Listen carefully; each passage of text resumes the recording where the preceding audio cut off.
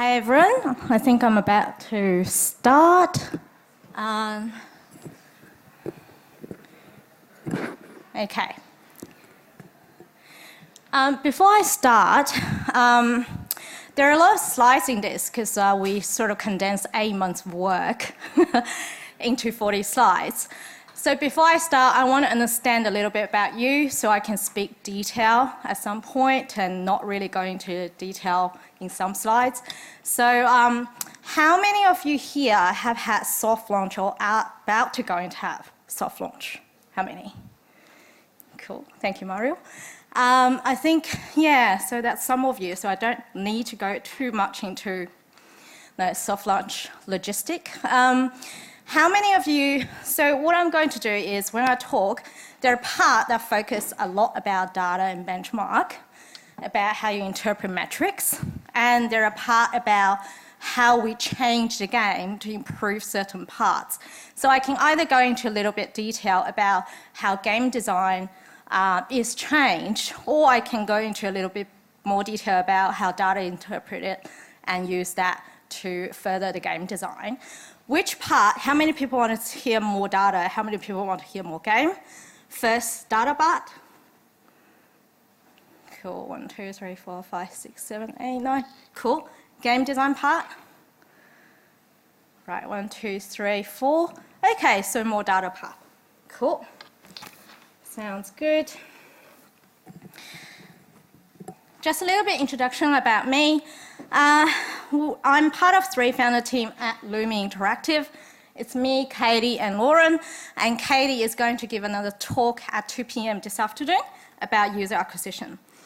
My previous experience had included supercomputing at Microsoft, Xbox Live Service, payment service, a senior producer at PopCap, and also I co-founded Surprise Attack, which is also a publishing company. I've also founded Second Sight, which is specific about data, about interpreting data, about how to help indie developers using a tool to easily interpret data. And at the moment, I'm part of this Looming Interactive, and this is our first game, Critical Clash. It's an online multiplayer strategy action game. It has been featured over 7 times, and since we launched, we had over 600,000 total installs. Okay. Couple of key things before soft launch, okay? You want to make sure you have this before you even go into soft launch, because the purpose of soft launch is try to test whether the audience has any interest in your game. So you've got to have at least your core game loop already in there. You've got to have roughly about 30 days of content. The reason is then you can test a little bit longer term retention. You've got to have your monetization layers, and if you have ad monetization, you've got to have those ad watch spots. This is to test your monetization. So a couple of assumptions before you do this whole process. You got to already have done technical launch. What that means is you got to already have done like iron through all of your major technical issues before you do soft launch. This is because, again, you are testing users' reception of your game. You don't want technical problem to get in the way of testing that. You should have tested some icons and name so that when you put money towards user acquisition to get test users, you can get more installs for your money. Obviously, this is assume you have not had previous games, because when you have previous games, you would have diverted some traffic from that game into your game for cheap user acquisition. So you would have set some benchmark as well before you soft launch.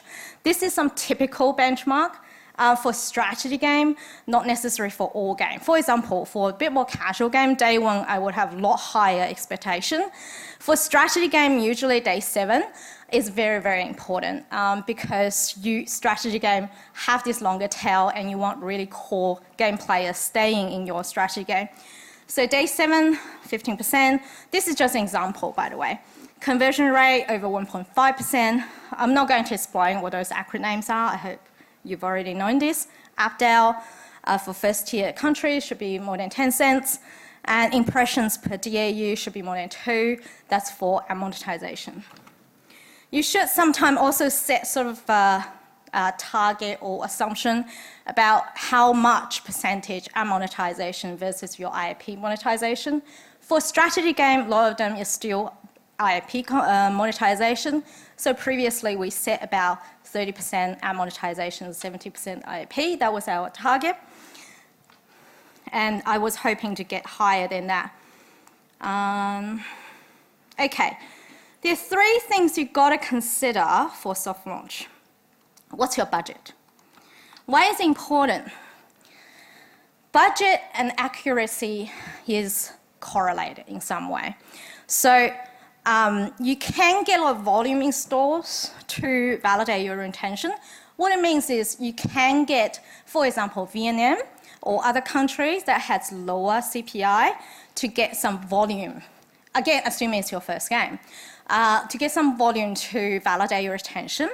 However, if you need to validate monetization, Vietnam isn't suitable. You've got to have countries that are similar to your real target countries, for example, US, to validate your monetization. So for those countries, they're really expensive, especially if you don't optimize your ad campaign at all, because initially when you just acquire to get test users, you won't.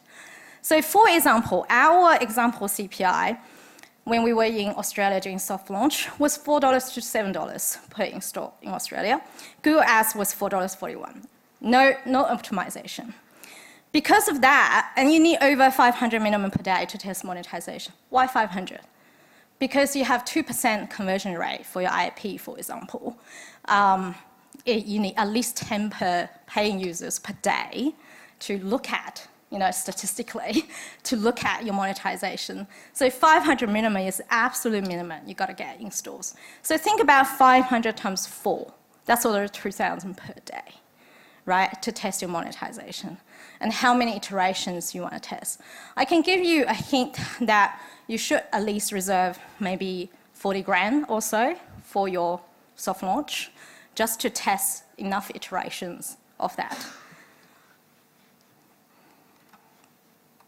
So tools, you got to have some minimal tool set. I hope everyone has some sort of analytic tools. So you got to instrument events, so you know what's happening inside the inside your game. So I'm not going into detail about events instrumentation. You can look it up, documentation. So we use free analytic tool because we're cheap ass. So we use Firebase Analytics and Facebook Analytics. Why 2? Firebase Analytics has the advantage of you can directly integrate raw data with Firebase through BigQuery, which means your data pipeline is completely free. So raw data with BigQuery is about $20 to $50 a month if you do some queries per query based.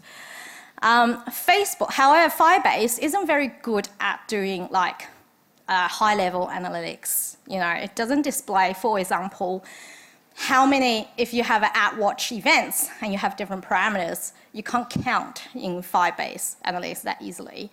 But Facebook does have that ability. So for free, we get both Firebase Analytics that our data scientists will use and Facebook Analytics that for us to just have a general look. You should definitely have mobile measurement partner. What it means is either AppsFly or Adjust if you do user acquisition. What that shows is your ad brought in traffic, they track it all the way to your event level, which means like you can tell from Facebook acquisition what kind of traffic quality is that. We had to do it manually because we had a data scientist and me, but it is really troublesome. It's very hard for Katie, our user acquisition manager, to manage that. So I would highly recommend to you use a mobile measurement partner. It's not free, but at low level, it's not completely expensive. Process-wise, okay, this is a whole nother topic. So you always try to start with beginning of funnel. What it means is you test your early retention, this is in general process. You test your early retention, you test your mid, you test your late, then you test monetization, for example. You can mix and match because sometimes your capability in certain areas is so good. Your day retention straight away over 50%, and you go, well, I'm game, I'm all right. Then you can go to the next bit. Not everyone's so lucky. So you always try to start from the beginning and see how you go. The other reason is data takes time to accumulate. So if you don't go from the beginning of the funnel, like day one retention, which you can iterate on quite fast because you only need 1 day of data. If you want to test day 7 straight away, you need 7 days of data. So you might as well test day 1 first. So there is a logic behind it that in general, you go from the beginning of funnel and then go through everything. Also, I would definitely recommend monetization later. This is because monetization is highly, highly affected by retention, especially if you are ad monetized. You need a lot of higher retention. So it doesn't work anyway if you don't tune your retention first. So usually beginning of funnel, early retention, then mid, then go to monetization. Okay, so I just go through what we've gone through to give you some examples. So I'm going, as more people indicate, they want to hear more data part. So while I'm going through that, I'm going to focus a lot about how we collected the data, what kind of data we're looking. We're very open, so all the data is transparent. You can see how much we've spent, what kind of result we've got. So very first version we've had was August last year. So we were launched, so basically Critic Clash, I probably didn't say, Critic Clash was a game that was launched in China for half a year. So we then took it over, we kind of published a relationship, but we were a lot closer because we also co-developed the Western version. In China, Critic Clash had a very solid performance. This is the reason why I took it up, and also because our team's interest in it. It had pretty solid performance, especially retention. We soft launching Australia, we stripped everything away except the core game loop because a lot of meta game wasn't suitable for the Western audience. So we soft launching Australia initially on iOS, only the core game loop. You can see the performance on Unity and Facebook acquired traffic is significantly different. You often will find that. So what you should do is probably just go with one source of traffic throughout so that you can compare apple to apple. And our initial update at the moment was very, very low, 0.0083, because we didn't even optimize anything. So the next version, because we try to aim for 1 version per month. So the next version after months was specifically about first-time user experience. As I said, you got to start optimizing the beginning of the funnel. So what we did was break down the first user experience into 5 parts. That's more suitable for the Western audience. The other reason is we found through data that Katie will talk about at 2 p.m. that our audience is more strategic focused, which means that our initial game in China was a little bit too casual.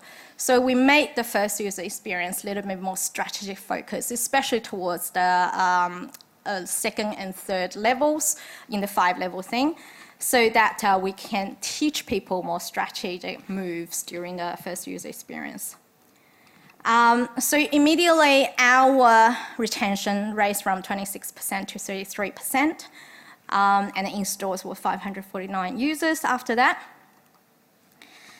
The second part then, what we did was we did an event because we found acquiring users was so expensive at the time, $4. So even that 549 cost us like over $2,000–3,000.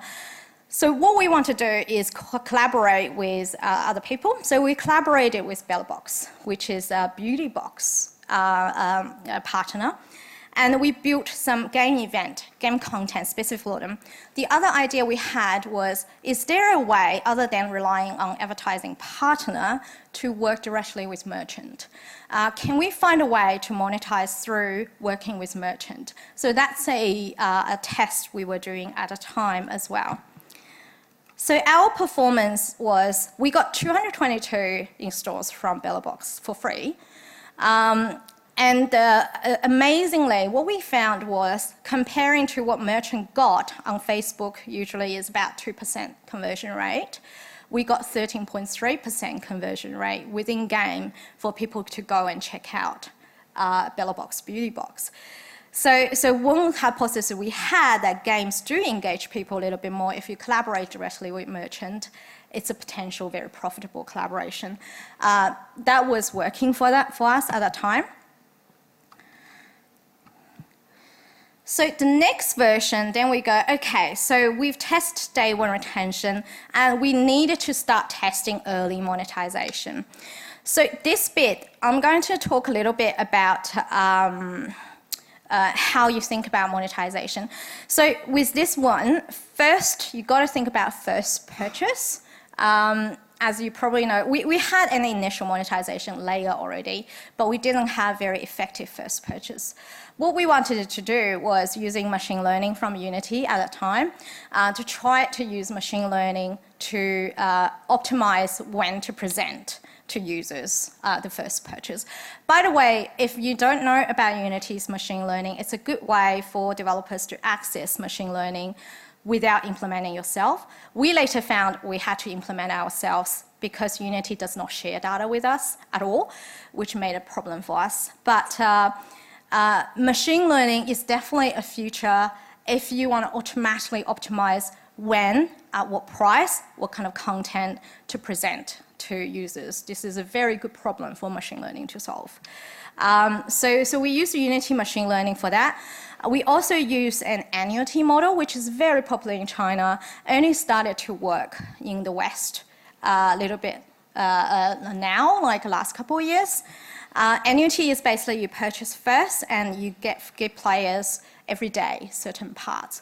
And it's very useful for people to come back daily to collect that, as well as give you upfront payment. And this upfront payment makes huge discount on your usual purchase. So it's suitable for people who are more patient type of buying players. So you could have designed for people who are more like on the spot type of paying players, as well as people who are more patient, and a lot of strategy players who are more patient and calculative about what they buy. So annuity is really suited to them. We found like annuity was like 30% of our purchase. Rank-based purchases and level-based purchases, this is basically give people a little bit more chance every time they reach another level. There is another special purchase for that. So we designed about 4 or 5 spots where monetization was suited for different type of paying players. So because of that, we immediately got a increase in monetization. So we got 0.83 rose to 0.0319. Our day one also rose to 45%. Based on that data, it's still not enough. So at that time, we were at a sort of crossroad. Should we continue with the game or should we not continue with the game? Because our benchmark is we got to have more than 10 cents up-down. So at that time, we were not going to continue if our money, acquiring those users will be running out. However, there is a good thing then. Let me go through summary first before I go into that. So we did spend over $40,000 Australia on Unity, Facebook, and Google. And 23,000 out of this was on Google Ads.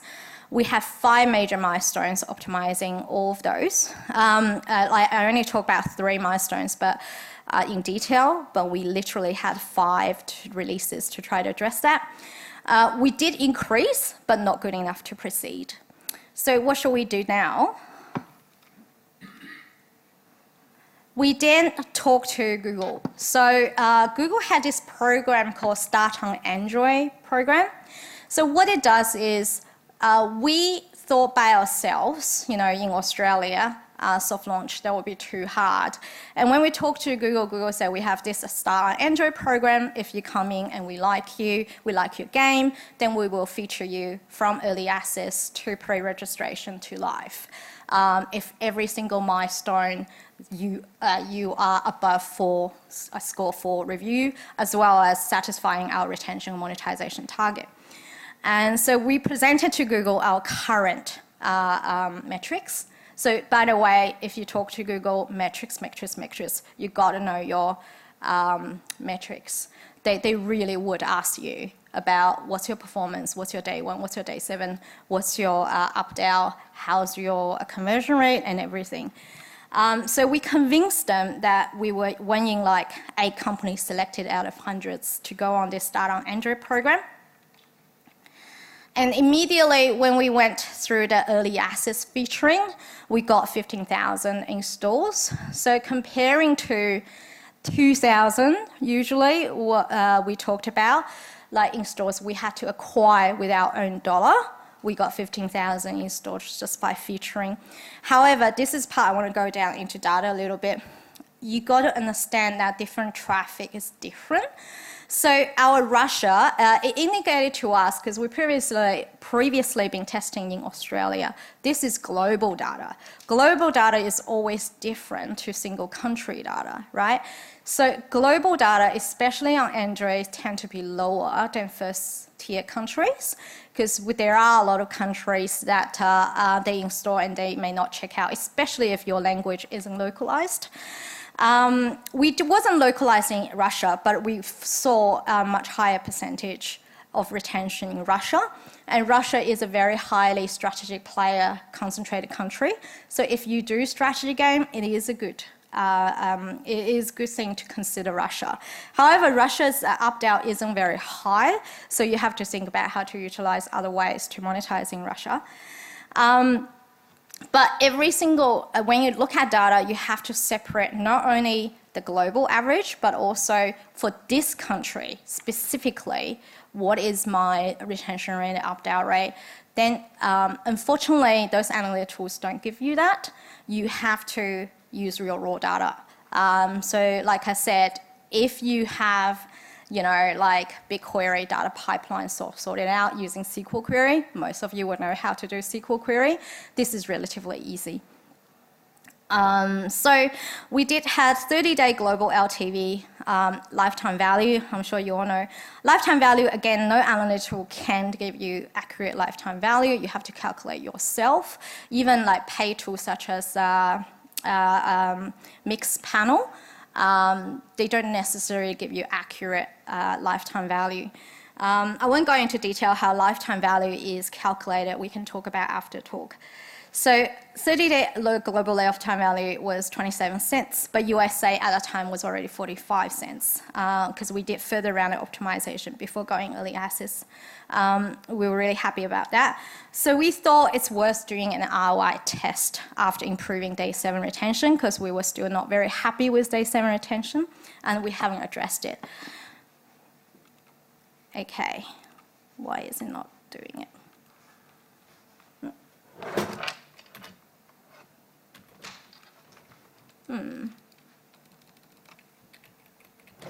It seems like it's not going forward.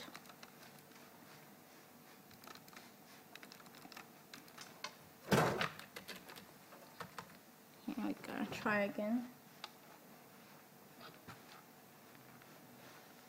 My mouse is not pretty right now. Have a look at where my mouse is. It's not there. I can't see. Let's try not to tab into that. Yeah. Is it working? Do you want to use the keyboard instead? Yeah, I was using keyboard, wasn't working. Yeah. Okay, this is data part. I will go into more detail. If we select the other part, I probably wouldn't go into as much detail. Before you decide to put your resources into doing something heavy, which 7-day retention would require you doing something, because 7-day retention is really hard to address. you want to do some early tests. So Firebase Analytics has A/B testing built in, so you don't have to do your data pipeline for that. A/B testing in Firebase basically is a back-end server-based variable that you can just set different variable, and your code respond to that. I get this variable, I'll change to this part. Okay, so it's a server-side based, so your code got to be able to read that variable passed in real time.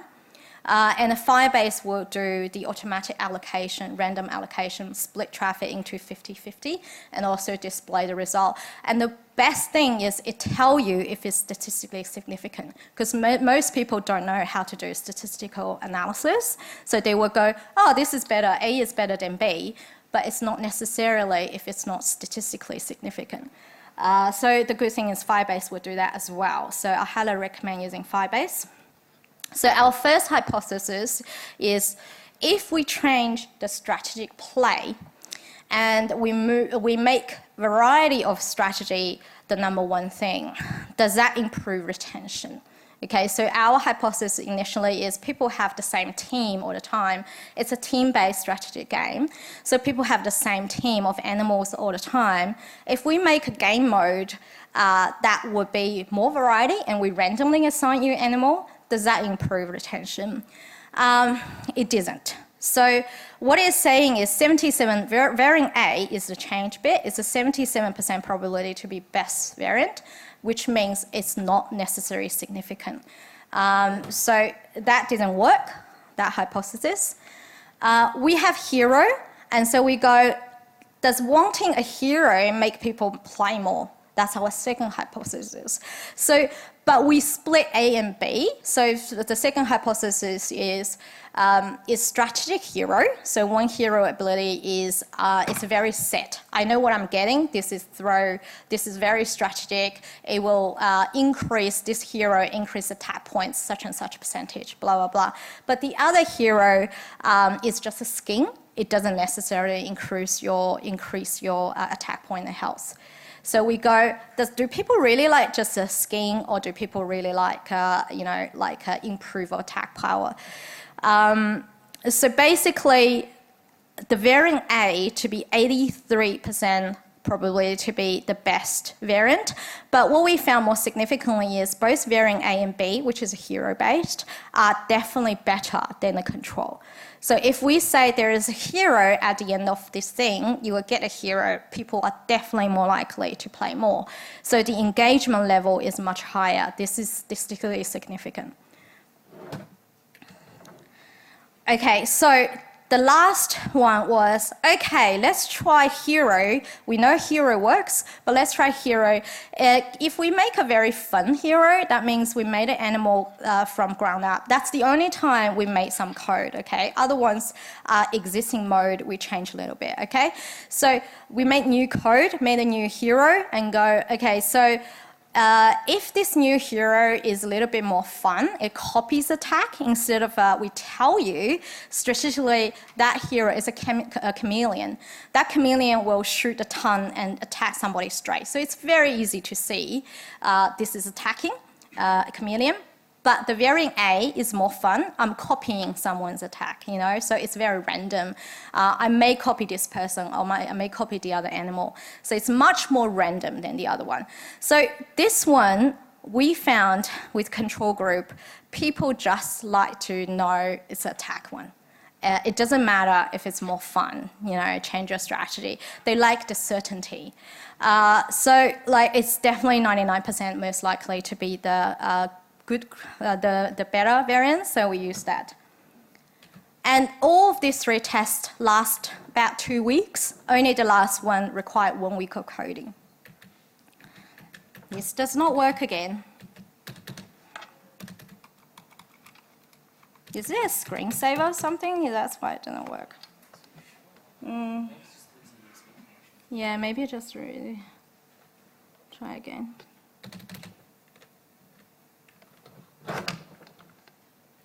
Okay.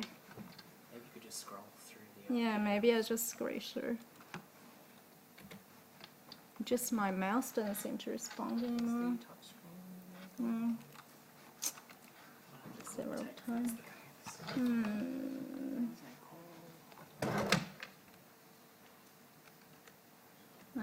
Not helping me. Yeah, this mouse definitely doesn't work. Oh, hang on, I can see it now. Try again. So it's just sometimes doesn't respond, sometimes it does. Because of that result, then we committed to coding. We spent a month to do a pre-registration feature, before the pre-registration featuring. We spent a month to do 7-day retention build. We added a completely new feature that used a hero at the end of it as a way to, as the final reward for this event. So this is used as an event rather than a normal game feature. A trick is to use event to test certain things before you commit it to the normal part of game. So what we found was we rose 6.8% from day 7 retention straight to 13%. Our purchase conversion was raised to 3.24% because every single event or feature we added, we would add monetization feature. So even if I don't specifically say, we address monetization, this hero thing has monetization incorporated into it, both ad as well as IAP. So we increased from 1.24% to 3.24% as conversion rate. Our US LTV was 56 cents. And ad impression rose as well. So then we did close pre-registration featuring. We were close to 600,000 pre-registration. However, note that pre-registration top countries were different to early access featuring. If you remember, early access, the top one country was Russia. In pre-registration featuring, Brazil and India and Vietnam were the top 3. So you don't necessarily always get the same top countries for you for your pre-registration versus early access. I would say that pre-registration is closer to the launch because that's the step before people pre-ordering the game. So to us, what we found is pre-registration country distribution is a lot closer to launch, actually. Because of that indication, we localized into Russia, we localized into Portuguese. Okay, so then we did our ROI test. So ROI test is to test your advertising as well as your LTV brought in by those advertising. Before launch, before we commit any money, we want to make sure that we have ROI back. So we turned US back to beta, and I'm going to talk about our mistakes during this time. We turned US back to beta. We ran a US only ROI test. We also turned major European countries back to beta, and we started adding AMOP for mediation. And we also did lots of server load testing, so finalized it because it's an online multiplayer strategic game, so you need to do a lot of server load. So we did this, and what we found was US was a 94 cents organic traffic without even ad monetization. That was pretty high. Usually ad monetization is 20% on top. So we are going, okay, that's pretty good, that ROI test. And we also included ad monetization in top European countries. For example, Germany and France, we were getting good results. And Canada was pretty good as well. So what we found was the US CPI was very, very high on Google Ads, because when you do burst campaign, which means you don't optimize for a long time, Katie will talk about it at 2 p.m. talk, it's quite high. However, traffic quality of ad boarding was very, very low. It was 9 cents compared to pre-registration organic, around 69 cents. We spent Australian dollar 10,000. Google also topped up another 3,000 for us, and we got Australian dollars 6,000 back without tuning our monetization at all, because we've been addressing IAP and retention. And to us, that was like 60% ROAS after 5 days. However, there's a mistake there, and I will talk to you guys about after this slide. So we also had 1 to 3 roughly ad versus organic lift. So everyone was surprised by the good result, and even Google at the time was helping us with user acquisition was surprised and say, yeah, that's definitely good. Our conclusion at the time is, okay, we're good enough to do ad buying with further optimized CPI, because we know we can optimize CPI afterwards. And so that's how we proceeded based on that assumption. Here is the problem, okay, our big mistakes. The organic traffic came in during that period. It was not ad brought-in organic. So unfortunately, turning beta back on was send pre-registration emails out. So a lot of users came in through that time was actually pre-registration users, were not brought in organic. We did not know at the time, and it did not show in the Google console for pre-registration conversion. So Google doesn't know. There is a very small fine print at the Google slides for pre-registration that said that. And it was completely my mistake, and I didn't see that small fine print. So make sure that when you turn back, pre-registration should be that last stop. Don't do any more testing. When you turn back from into beta, the emails will send out. It's not when you go live, okay? And the quality in beta is not a reflection of launch traffic quality. Very, very unfortunate, because we use all of that data to indicate how likely can we have success during launch period. And unfortunately, the traffic quality is a lot higher, which I will show. And the Firebase has problem with revenue counting, especially LTV counting, and it showed almost 100% ROAS, but it was not 100% ROAS. And when we verified afterwards, it's not using our own data. So don't trust. You really need your raw data to calculate yourself. So in the end, we go, okay, so monetization, our conclusion at the time, okay, monetization is all fine. We need to now do a final virality, so increase our chance of attracting more organic installs. Mediation, we had some problem with mediation, so we actually did final ad tuning during this time, and we localized. We committed US dollars, $125,000 for the first change ad spending, based on all of those conclusions. So launch in stores, we had about 124,000 players converted from pre-register, so about 20% conversion. According to Google, it's a pretty good conversion. During the featuring period, however, it's very low. It's only 87,000 in stores, with about 20,000 we got from our ad spend. So this is the big slides I want to go through a little bit in detail with the data bit. So our conclusion, our LTV was 94 cents in US. Even if we just compare US, the launch and CPI become 19 cents. It's so much lower. It's 4 times lower than our original LTV.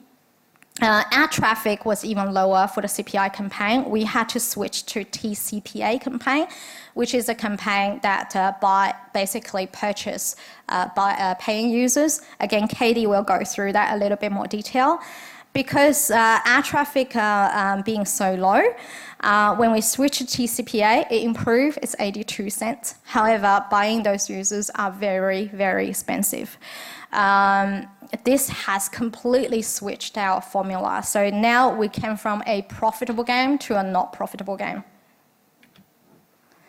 You know, so what we found was using early access is very, very useful if you get Google support. If you don't get Google support just organically, you don't get that many installs.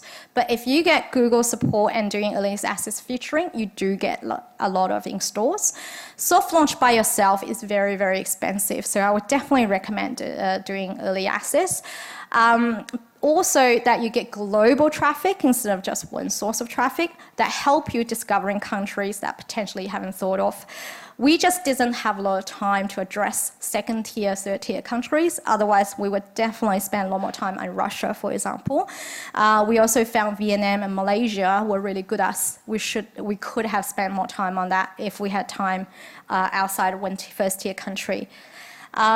we also started advertising spend based on the wrong assumption of quality. Once you start advertising spend, you got to go through an optimization period, which means that you're committed. Like, you don't get a good optimized CPI until after a week or two. You know, on Google, it's about 2 weeks. So you have to commit spending. Otherwise, you don't even get data from that. So you got to know pretty well how well you spend, how is your ROI. If I did it again, I would definitely go through launch period first to get live traffic before I commit spending.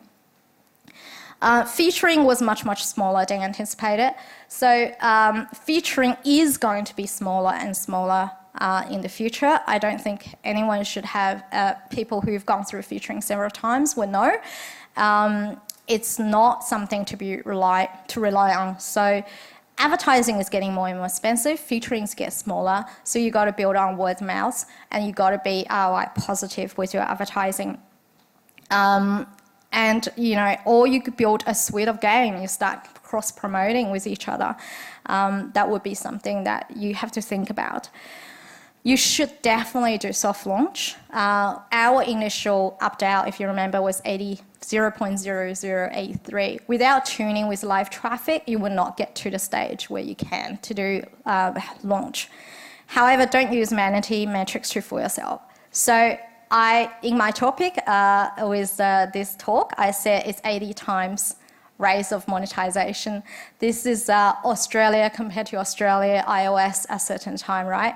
It doesn't mean anything, to be honest. Yes, I raise monetization. If you don't have LTV bigger than your CPA, your game is not going to survive. So it's still LTV bigger than CPA. That's still the formula you have to continue striving for, right?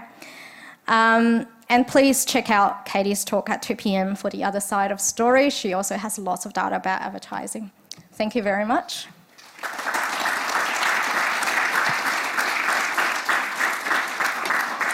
Right on time, actually. Any questions?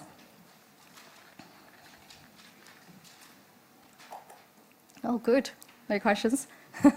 Yeah, please.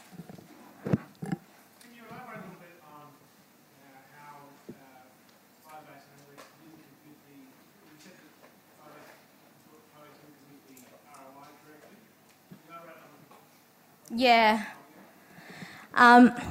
Firebase LTV is simply calculation of the current revenue divided by number of in-stores. That's all they do. So it's not how LTV calculated. LTV calculation is basically for this cohort, day 1, day 2, day 3, day 4. Then you have I can't go into detail, but then you have a consistent source of a reliability of that traffic. So Firebase simply do that, which showed us, hey, it's about like 60% ROAS straight away. And that's not correct, basically. So what I'm trying to say is the only tool is probably Mixpanel that calculates LTV a little bit more accurately. However, like Firebase also don't show advertising money unless you use AdMob, right? Because it's not a measurement partner that integrate with a lot of ad network. So to have a whole picture, including your ad, including your IAP of your LTV, which is critical for your ROI test, you still need, at the current time, need some of your own tool. I've talked to a lot of people, and there are starting to be some tool out there, but nobody can cover both IAP and ad monetization very well. Yeah. Yeah, please. What's your one secret trick that single mums in your area are using to improve ROI by 100 times, kind of thing? Is there? What do you mean? Is there a magic thing that just the one coolest trick in a game to get the most retention, like you were kind of surprised about? Oh, okay. Yeah. So retention.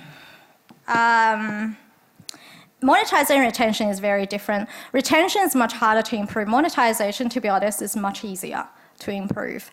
monetization is all about place, content, price. And there's three clear levers you can adjust.